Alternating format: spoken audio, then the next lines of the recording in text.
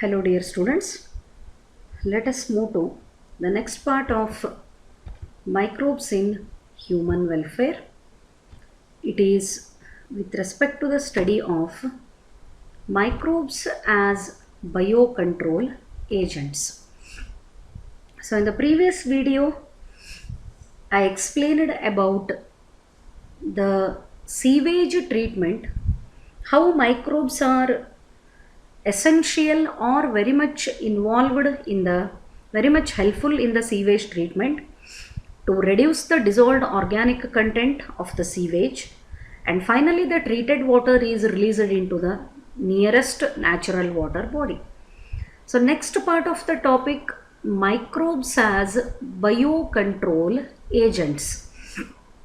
What is the definition of biocontrol agent? Then why the microbes are used as biocontrol agents and some examples related to that. Biocontrol refers to the use of biological methods for controlling plant diseases and pests. Particularly ಈ plant ಡಿಸೀಸ್ಗಳನ್ನು control ಮಾಡಲಿಕ್ಕೆ ನಾವು ಇನ್ಸೆಕ್ಟಿಸೈಡ್ಗಳನ್ನು ಪೆಸ್ಟಿಸೈಡ್ಗಳನ್ನು use ಮಾಡ್ತೀವಿ. But all of them are chemically based products, and more use of these chemical based products to control the pest and to control the insect. There are so many harmful effects produced. Air pollution is caused, water pollution is caused, and that content it enters the food, and when it is consumed by man and other organisms, many hazardous health effects are produced. So that chemical pesticide ಮತ್ತು ಇನ್ಸೆಕ್ಟಿಸೈಡ್ಗಳನ್ನು use ಮಾಡ್ಕೊಳ್ಳೋದ್ರ ಬದಲಾಗಿ ಏನು ಮಾಡಬಹುದು, biological method of controlling plant diseases and pests.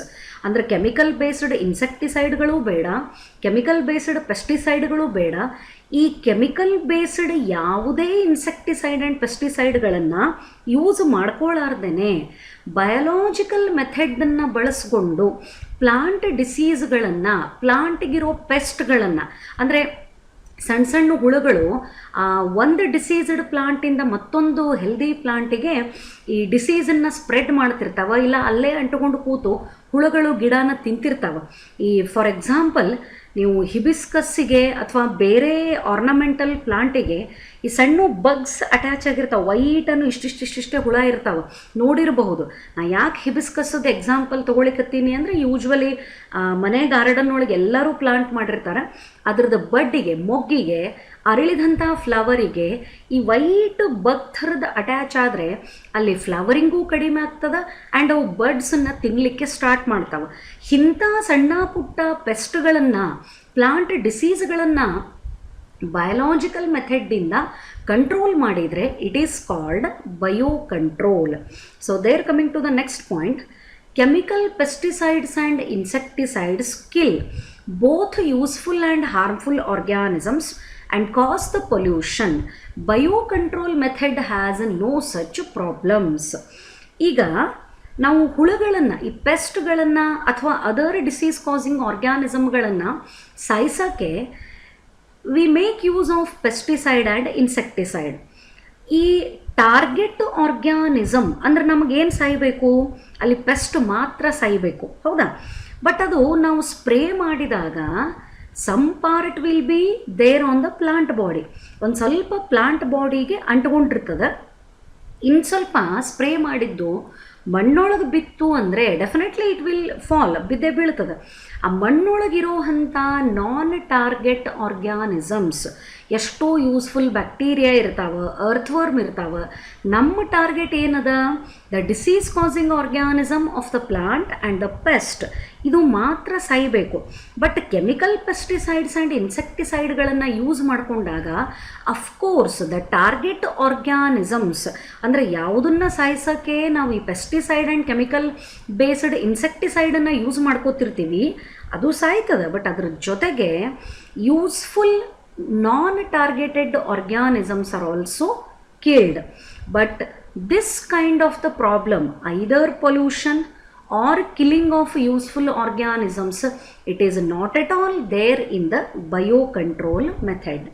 Biocontrol ಮೆಥಡ್ಲೇ plant ಡಿಸೀಸ್ಗಳನ್ನು ಪೆಸ್ಟ್ಗಳನ್ನು control ಮಾಡಿದರೆ ಅಲ್ಲೇ ಪೊಲ್ಯೂಷನ್ನೂ ಆಗಲ್ಲ, ಪ್ಲಸ್ ಯೂಸ್ಫುಲ್ ಆರ್ಗ್ಯಾನಿಸಮ್ ಸಾಯೋದೂ ಇಲ್ಲ, and health of the fertility of the soil ಸರಿಯಾಗಿ ಮೇಂಟೈನ್ ಆಗ್ತದೆ.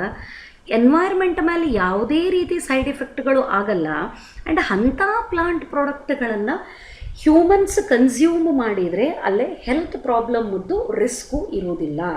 ಅದಕ್ಕೆ instead of going for chemical pesticides and insecticides wherever it is possible, ಎಲ್ಲೆಲ್ಲಿ ಬಯೋ ಕಂಟ್ರೋಲ್ ಮೆಥಡ್ಲೇ ಪ್ಲಾಂಟ್ ಡಿಸೀಸ್ಗಳನ್ನು ಪೆಸ್ಟ್ಗಳನ್ನು ಕಂಟ್ರೋಲ್ ಮಾಡಲಿಕ್ಕೆ ಪಾಸಿಬಿಲಿಟಿ ಅದ, in all that case it is better to adapt the bio control method.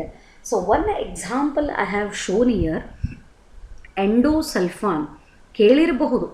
ಇದರದ್ದು effect ನೋಡ್ರಿ, this is the baby with large head. More abnormality can be seen with the side effect of endosulfan. ಇದು ಬಹಳಷ್ಟು ಏನಂತಾರೆ, ಒಂಥರ protest start ಆಯಿತು, ಎಲ್ಲ ಆಯಿತು. But ಅದ್ರದ್ದು ಇನ್ನೂ ಕಂಪ್ಲೀಟ್ ಬ್ಯಾನ್ ಆಗ್ಯದೋ ಇಲ್ಲೋ I don't have idea. This is the side effect of the chemical used for the plants, that is endosulfan. ಇಷ್ಟು ಪ್ರಾಬ್ಲಮನ್ನು ಕ್ರಿಯೇಟ್ ಮಾಡ್ತದೆ. ಅದಕ್ಕೆ better, instead of making use of chemical pesticide and insecticide, better we can go for the use of bio control agents. Then moving to the next one.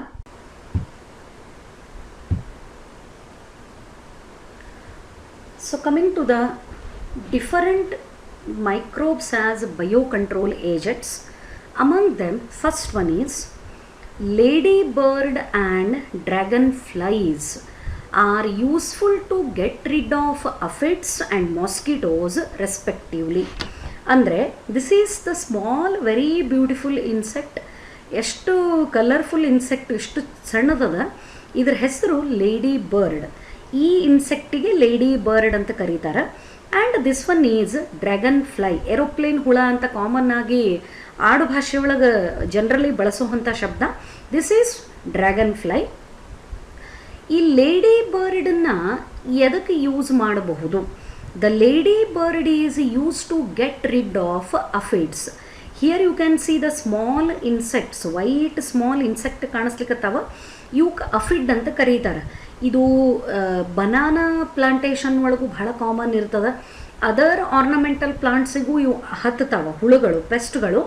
ಇದನ್ನು control ಮಾಡೋಕ್ಕೆ ಏನು use ಮಾಡಬಹುದು? Ladybird. Without using any pesticide or insecticide, ಆ ಪ್ಲಾಂಟ್ಗಳ ಮೇಲೆ ಈ lady ಬರ್ಡ್ಗಳನ್ನು ಬಿಟ್ಟುಬಿಟ್ರೆ ದೆ ಫೀಡ್ ಆನ್ ಅಫಿಡ್. ಅವು ಅಫಿಡನ್ನು ಫೀಡ್ ಮಾಡ್ತಾವ.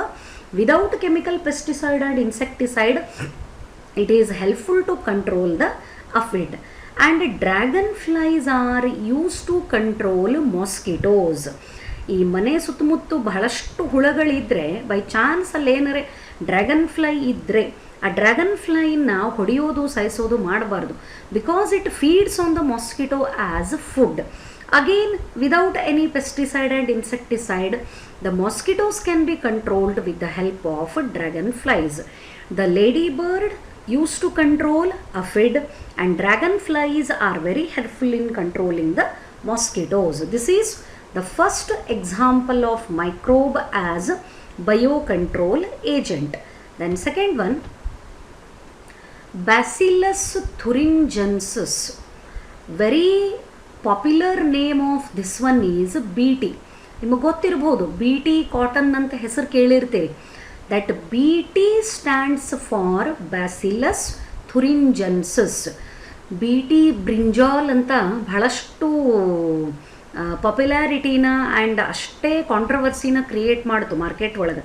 BT brinjal, BT tomato, BT potato, like that. BT stands for a name of bacterium Bacillus thuringiensis. Here it is the image of Bacillus thuringiensis. ಏನು ಮಾಡ್ತದೆ? To control butterfly caterpillar This is the larval stage, or this is called the caterpillar. Highest feeding. ಇದು ಎಷ್ಟರ ಮಟ್ಟಿಗೆ ತಿಂತದಂದ್ರೆ ಅಲ್ಲಿ ಒಟ್ಟೆ ಅದಕ್ಕೆ stop ಅನ್ನೋದೇ ಇಲ್ಲ, ಅಷ್ಟು highly fielding. The dried spores of BT available in sachets. ಇವು ಪ್ಯಾಕೆಟ್ ಒಳಗೆ ಸಿಗ್ತಾವೆ. Dried spores of Bacillus thuringiensis are mixed with the water and are spread on vulnerable plants such as brassicas and the fruit trees. These are eaten by the caterpillar. In their gut, the toxin is released and the larva get killed. Scientists have introduced Bacillus thuringiensis toxins genes into the plant. For example, BT cotton. ಏನು ಹಿಂಗಂದ್ರೆ ನೋಡೋಣ detail ಆಗಿ. ಈ bacillus ಥುರಿಂಜೆನ್ಸಿಸ್ ಇದ್ರ ಬಗ್ಗೆ ನೀವು biotechnology ಒಳಗೆ detail ಆಗಿ ಕಲಿತೀರಿ. But ಇಲ್ಲೂ ಅದರದ್ದು ಎಕ್ಸ್ಪ್ಲನೇಷನ್ ನೆಸಸರಿ ಅದ. ಎಷ್ಟು ಬೇಕೋ ಅಷ್ಟನ್ನು ಇಲ್ಲಿ ಎಕ್ಸ್ಪ್ಲೇನ್ ಮಾಡ್ತೀನಿ. ಈ ಬ್ಯಾಸಿಲಸ್ ಥುರಿಂಜೆನ್ಸಿಸ್ ಅನ್ನೋ ಬ್ಯಾಕ್ಟೀರಿಯಾ ಬಾಡಿ ಒಳಗೆ there is a specific gene called cry gene, and that cry gene, it is coding for cry protein, meaning is crystal protein. In the body of Bacillus thuringiensis, the crystal proteins are naturally synthesized. ಈ crystal ಪ್ರೋಟೀನದ character ಏನು ಅಥವಾ property ಏನು? The crystal proteins, when they enter into the gut means the digestive system part, intestine ಒಳಗದು ಸೇರ್ಕೊಂಡಾಗ ಅಲ್ಲೇ toxic ಆಗಿ convert ಆಗ್ತದೆ. ಎದ್ರದ್ದು intestine? Particularly the intestine of insect larva. Not only butterfly, any insect larva, ಯಾವುದೇ insect larva ಒಳಗೆ ಈ crystal proteins ಸೇರ್ಕೊಂಡಾಗ ಅದು ಟಾಕ್ಸಿಕ್ ಆಗಿ ಕನ್ವರ್ಟ್ ಆಗ್ತದೆ. ಆ ಟಾಕ್ಸಿಸಿಟಿ ಆದ ಕೂಡಲೇ ಅದ್ರದ್ದು ಗಟ್ ಹರ್ಕೋತದ, ಮೀನ್ಸ್ ರೆಪ್ಚರ್ ಆಗ್ತದೆ. That will leads to the killing of larvae. ಈ ಕ್ಯಾಟರ್ಪಿಲ್ಲರ್ ಅಂತೇನು ಹೇಳ್ತೀವಿ ಇದು ಸತ್ತು ಹೋಗ್ಬಿಡ್ತದೆ. ಯಾಕೆ ಈ ಕ್ಯಾಟರ್ಪಿಲ್ಲರ್ಗಳನ್ನು ಕಂಟ್ರೋಲ್ ಮಾಡಬೇಕು ಅಂದ್ರೆ ನಾನು ಆವಾಗಲೇ ಹೇಳಿದೆ, they have got highest feeding ability. ಸಿಕ್ಕಾಪಟ್ಟೆ ತಿಂತಾವ, ಎಲೆಗಳನ್ನು ಹಾಳು ಮಾಡ್ತಾವ.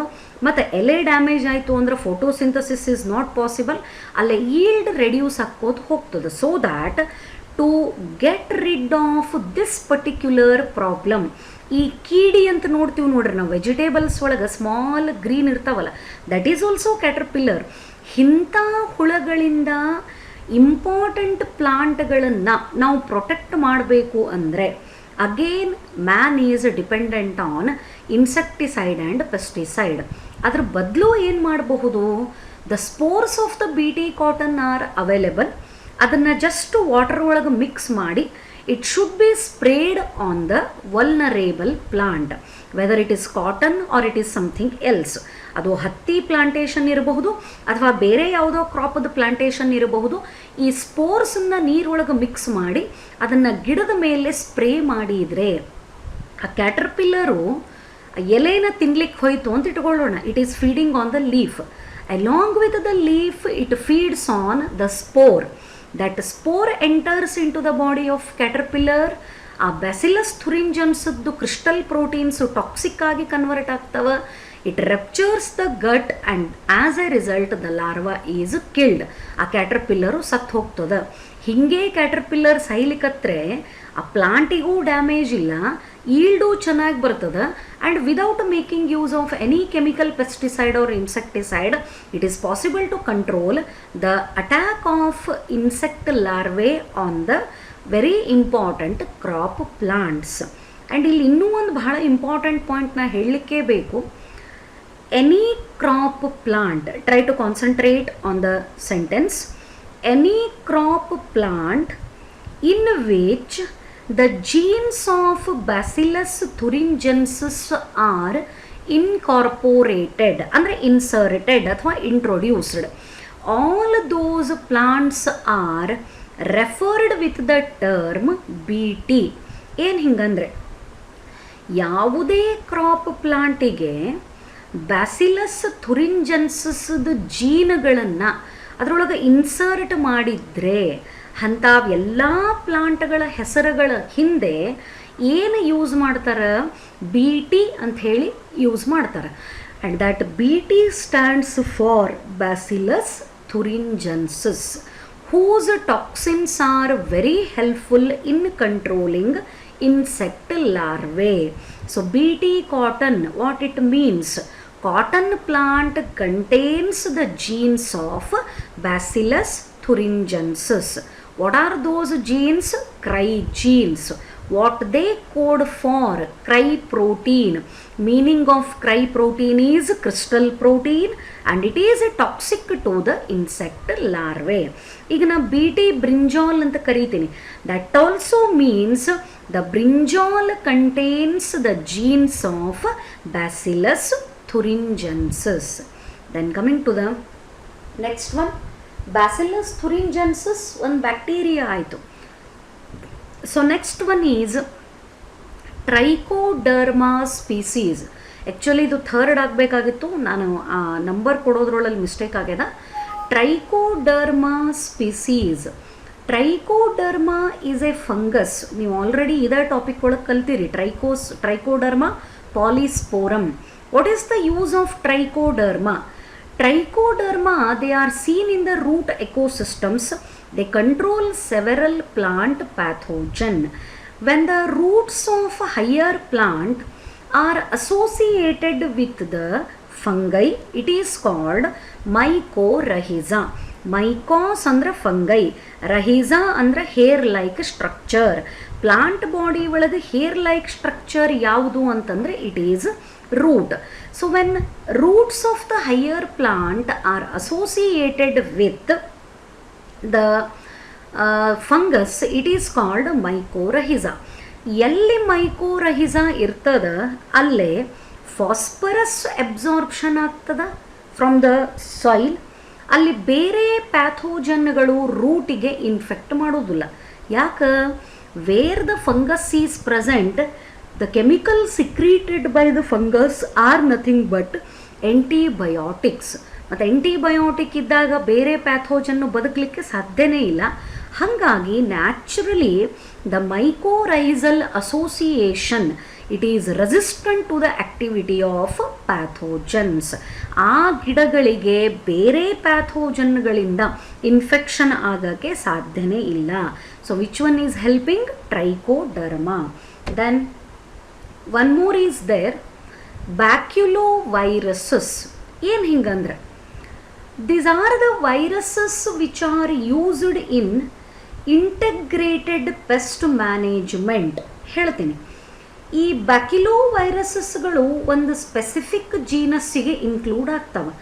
ನ್ಯೂಕ್ಲಿಯೋಪಾಲಿಹೈಡ್ರೋವೈರಸ್. The baculoviruses, they belong to a specific genus called nucleopolyhydroviruses. This is the image of baculovirus and this is the enlarged portion of the same. Attacks the insects and other arthropod. ಇದು arthropod specific virus, ಬೇರೆಯದಕ್ಕೆ attack ಮಾಡೋದಿಲ್ಲ. Only arthropods and insects. Of course insects are also belonging to the group of arthropods. Insecta is a class of Arthropoda phylum. Only arthropodal members are attacked by the baculoviruses. ಬೇರೆಯವಕ್ಕೆ ಇದು attack ಮಾಡೋದಿಲ್ಲ. It is suitable for species specific narrow spectrum insecticidal application and desirable in IPM. Expansion is integrated pest management program to conserve the beneficial insects. ಏನು ಹಂಗಂದ್ರೆ, ಈ ಬ್ಯಾಕ್ಯುಲೋವೈರಸಸ್ಸನ್ನು narrow spectrum insecticide ಅಂತ ಕರೀತಾರೆ. Narrow spectrum. Why the term is narrow spectrum? Because they kill or they attack only arthropods and insects. Arthropoda phylum ಒಳಗೆ ಬರೋವಂಥ ಆರ್ಗ್ಯಾನಿಸಮ್ಗಳನ್ನು ಮತ್ತು ಅದೇ Arthropoda ಒಳಗೆ ಬರೋವಂಥ ಇನ್ಸೆಕ್ಟ್ಗಳನ್ನು ಮಾತ್ರ ಅಟ್ಯಾಕ್ ಮಾಡ್ತಾವೆ, ಅವಕ್ಕೆ ಮಾತ್ರ ಸಾಯಿಸ್ತಾವೆ. ಬೇರೆ ಆರ್ಗ್ಯಾನಿಸಮ್ಗಳಿಗೆ ಏನೇನೇನೇನೋ ಇಫೆಕ್ಟನ್ನು ಮಾಡಲ್ಲ. ಹಾಗಾಗಿ baculoviruses are called narrow spectrum insecticides. ಎಲ್ಲಿ ಬಳಸ್ತಾರೆ ಇದನ್ನು? Integrated pest management programme to conserve the beneficial insects. ಅಂದರೆ ಉಪಯೋಗಕ್ಕೆ ಬರೋ ಅಂಥ ಇನ್ಸೆಕ್ಟ್ಗಳು ಬದುಕಬೇಕು, ಯಾವುದು ಹಾರ್ಮ್ಫುಲ್ ಅದ ಅದು ಮಾತ್ರ ಡೆಸ್ಟ್ರಾಯ್ ಆಗಬೇಕು. ಅಂಥ ಕಡೆಗೆ ಇಂಟಗ್ರೇಟೆಡ್ ಪೆಸ್ಟ್ ಮ್ಯಾನೇಜ್ಮೆಂಟ್ ಪ್ರೋಗ್ರಾಮ್ ಒಳಗೆ the baculoviruses are used to kill the unwanted insects and other arthropods and to conserve the beneficial insects. So these are the examples of microbes as a biocontrol agent.